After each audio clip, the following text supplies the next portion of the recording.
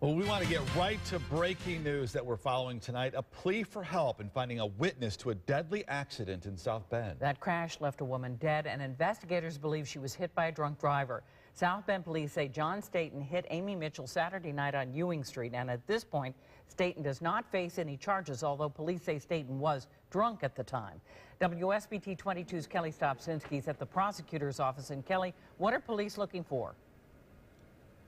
Cindy, investigators say they believe they are either looking for a silver or dark-colored car that may have been driving in the 600 block of Ewing Avenue around 9:19 last Saturday night. That's when they say Amy Mitchell, a mother of two and a wife, was crossing the street heading back to a family function after she'd run out just to get some soda. They say that she apparently dropped something in the street. That is when they say John Staten of Mishawaka hit her. Now, investigators say this witness or these witnesses who were possibly in a car that was in that area and may have seen this happen might have critical information to how Staten was driving when this happened. This all comes down to the way Indiana law is written. If someone is just driving and the police later find out they are impaired or perhaps intoxicated, as investigators have said they believe John Staten was, that's a misdemeanor if they have no prior offenses. But if some way that he was driving, if he swerved or did something that caused him to hit Mitchell,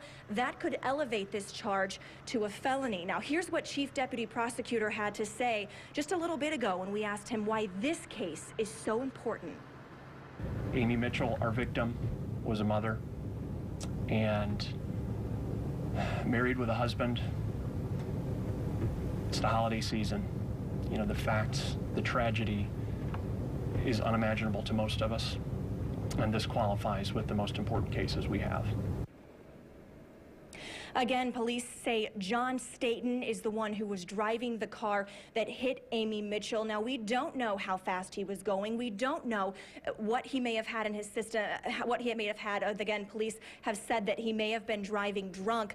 But again, we don't know what his blood alcohol content was. And this all comes down to, again, what witnesses who may have been in the area might have seen. So if you have information, investigators are asking you to call 235-9611. That's the St. Joseph County Police Department, and you're to ask for Lieutenant Corey Brothers, who is part of the fatal alcohol crash team. Cindy. Kelly, this brings to mind, for me anyway, the case of Leroy Hoover in Mishawaka. Two little girls hit. He was not charged, was he, Kelly, in that case? He was not charged in that case. Now, this happened several years ago at 11th and Dodge in Mishawaka. Hoover was driving down the road when he did hit those two little sisters who were crossing a street, but this went to a grand jury, and the grand jury said, look, he wasn't speeding, he wasn't doing anything wrong, but he did have marijuana metabolite in his system, so traces of marijuana in his system. But since police could not prove that he did anything wrong while he was driving, that he broke any laws while doing that, they could never charge him in the case. So this does have very similar parallels, Cindy, to that case. All right, so this witness is critical. Kelly, thank you very much. Well, police say